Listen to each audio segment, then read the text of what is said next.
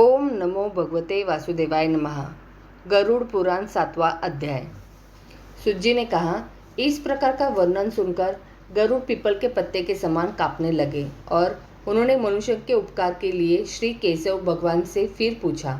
गरुड़ जी ने कहा, मनुष्य जानकर अथवा अनजाने पापों को करके यम की यातनाओं को न पावे, ऐसे कौन से उपाय हैं, उन्हें कहिए।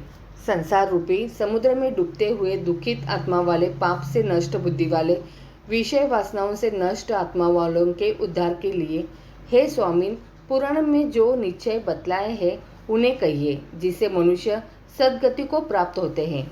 श्री भगवान ने कहा, हे गरुड़, तुमने मनुष्यों के उपकार के लिए बहुत अच्छा प्रश्न किया। अब तुम सावधान चित्त होकर सुनो। मैं तुमसे सब कहता हूँ। पहले मैंने पुत्रहीन पापियों की दुर्गति कही है। हे खगेश्वर, पुत्र वाले धर्मात्माओं को की कभी दुर्गति नहीं होती। यदि किसी कर्म के विरोध से पुत्र की उत्पत्ति न हो तो बुद्धिमान मनुष्य किसी उपाय से पुत्र उत्पन्न होने के लिए यत्न साधन करे। पुत्र के उत्पन्न होने का उपाय कहते हैं, भक्ति पूर्वक सतचंडी के विधान से हरिवंश पुराण की कथा को सुने और भक्ति भावना से शिव की आराधना द्वारा अच्छी बुद्धि वाले मनुष्य पुत्र उत्पन्न करे। पुत्र पुण्यात्मक नरक से पिता को बचाता है, इसलिए ब्रह्मा ने आप ही इसे पुत्र कहा है। एक भी धर्मात्मा पुत्र सब कुल को तार देता है और पुत्र सकल लोगों को जीत लेता है। यह सनातनी पद्धति है। इस उत्तम पुत्र का महात्म्य वेदों में कहा हुआ है। इसलिए पुत्र का मुख देखकर पिता पितृ ऋण से मुक्त हो जाता है। पुत्र के स्पर्श करने से मनुष्य 3 प्रकार के ऋण से छूट जाता है और यमलोक आदि लोगों का उल्लंघन कर जाता है और पुत्र पौत्र से स्वर्ग की प्राप्ति होती है। ब्रह्म विवाह से ब्याही गई जो पत्नी है, उससे उत्पन्न पुत्र ब्राह्मणा पुत्र होता है। वह पुत्र उध्वर लोक, स्वर्ग लोक आदि में पहुँचता है और संगृहित अर्थात बिना विवाहित स्त्री से उत्पन्न पुत्र अधोगति नरक में पहुँचता है। इस सत्य को जानकर मनुष्यहीन जाति की कन्या से विवाह का त्याग करे। हे गरुड़, सवर्ण स्त्रियों में सवर्ण पतियों से जो सवर्ण औरस पुत्र उत्पन्न होते हैं, वे ही श्राद्ध दान से पितरों को स्वर्ग को पहुंचाते हैं। पुत्र द्वारा प्राप्त श्राद्ध से मनुष्य स्वर्ग जाता है।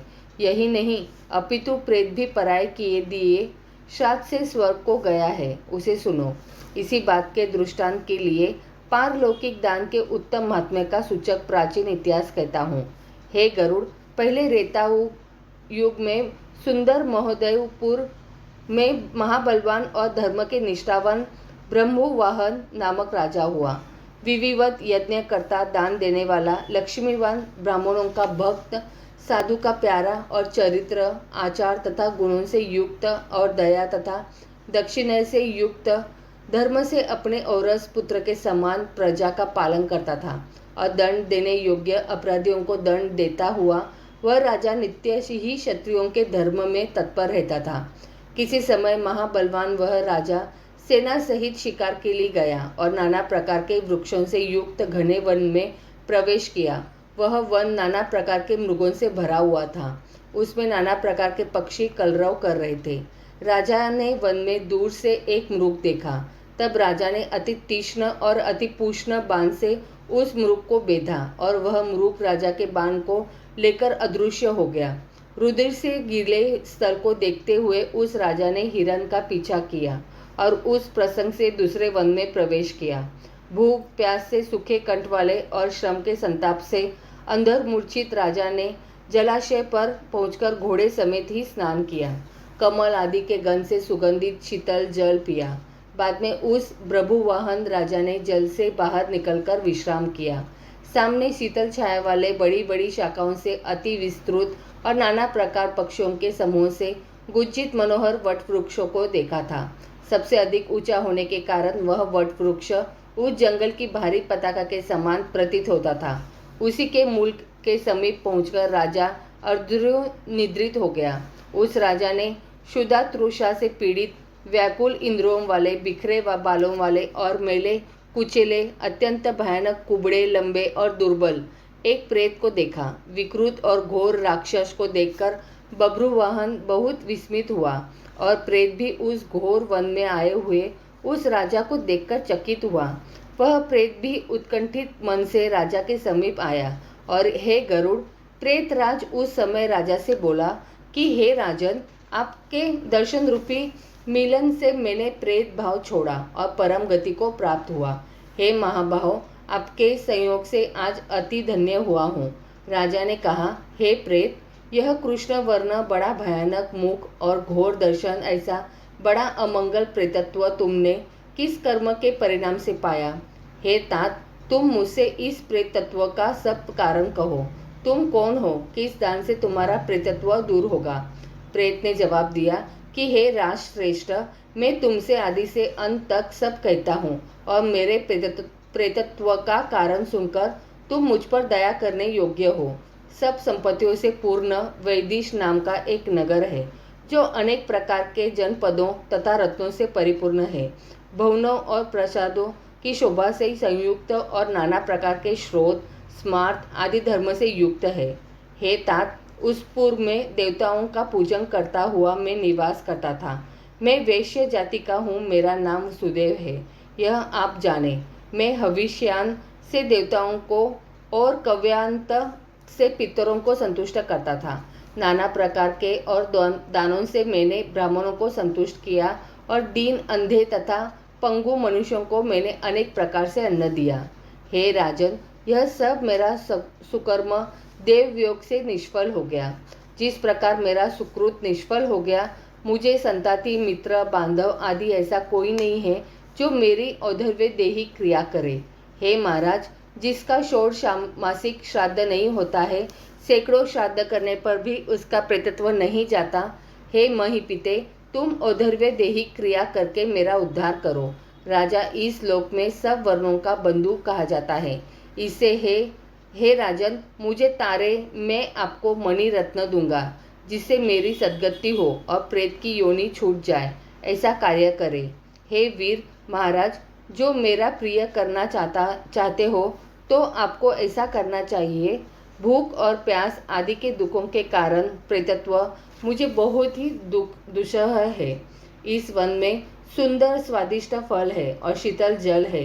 क्षुधा से पीड़ित मैं उन फलों को नहीं पाता हूँ और प्यासा हुआ भी उस जल को नहीं पी सकता हूँ।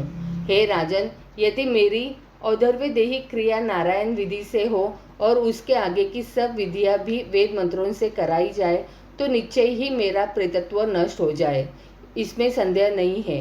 वेद मंत्र, तप, दान तथा जब, सब जीवों पर दया, उत्तम शास्त्रों को सुनना, विष्णु की पूजा, सज्जनों की संगति, ये सब बातें प्रेत योनि के नाश के लिए होती है, ये मैंने सुना है। इसमें प्रेतत्व को नाश करने वाली विष्णु की पूजा को तुमसे कहता हूँ। न्याय से एकत्र किए हुए स्वर्ण लेकर हे राजन, उसकी एक नारायण की प्रतिमा बनावे। उस प्रतिमा के 2 पीले कपड़ों से आच्छादित और सब आभरणों से सुशोभित करे और अनेक प्रकार के जलों से स्नान कराकर सिंहासन पर स्थापित करके पूजन करे। उस सुवर्णमयी प्रतिमा के पूर्व भाग में श्रीधर, दक्षिण में मधुसूदन, पश्चिम में वामन देव और उत्तर में गदाधार को और मध्य में ब्रह्मा तथा महेश्वर देव को स्थापित कर गंध, पुष्प आदि से विधि पूर्वक पृथक पृथक पूजन करे तथा प्रदक्षिणा करके अग्नि में देवताओं को तृप्त करके घी, दही और दूध से विश्वदेव को तृप्त करे। अनंतर स्नान कर नारायण के आगे विधि पूर्वक औधर्य देह क्रिया करे। क्रोध तथा लोभ से रहित होकर शास्त्र की रीति से सब श्राद्ध और पुरुषोत्सर्ग करे। उसके पीछे ब्राह्मणों के लिए 13 पद दान करे और शय्या दान देकर प्रेत के लिए घट का दान करे। राजा ने पूछा, हे प्रेत घट कैसे दान करे और किस विधि से उसका दान होगा? यह सब तुम सब जीवों पर दया करके प्रेत को मुक्ति देने वाले घट दान की विधि कहो। प्रेत बोला, महाराज, आप मन लगाकर सुनिए। जिस सुदृढ़ दान से प्रेतत्व नहीं होता, यह प्रेत घट नामक दान सब अशुभों को नाश करने वाला है, अगतियों को क्षय करने वाला है। यह भी लोकों में दुर्लभ है। तपाए हुए सोने का घट बनाकर ब्रह्मा, ईश, केशव और लोकपालों को आह्वान कर इस घड़े में संयुक्त करे। फिर उसमें दूध और घी भरकर भक्ति और नम्रता से ब्राह्मण को दान कर दे। इस घट के दान देने पर अतिरिक्त और सैकड़ों दानों की कोई आवश्यकता नहीं। उस घट के मध्य में ब्रह्मा तथा विष्णु और अविनाशी शंकर का आवाहन तथा पूजन करें। पूर्व आदि दिशाओं में और घट के कंठ में क्रम से लोकपालों का पूजन करें। हे राजन, धूप, फल और चंदन से विधि पूर्वक पूजन करके दूध और घी समेत उस सोने के घट को दान करना चाहिए। महापातकों को नाश करने वाले यह सब दानों से श्रेष्ठ दान है। इसलिए हे राजन, प्रेतत्व दूर करने के लिए मनुष्य को यह दान अवश्य करना चाहिए। श्री भगवान ने कहा, हे काश्यप, इस प्रेत के साथ जब राजा बात कर रहा था उसी समय हाथी, घोड़ों तथा रथों से भरी हुई उस राजा की सेना भी राजा को ढूंढती हुई आ गई। सेना के आ जाने पर राजा को महामणि देकर और नमस्कार कर पुनः प्रार्थना कर प्रेत अंतर्ध्यान हो गया।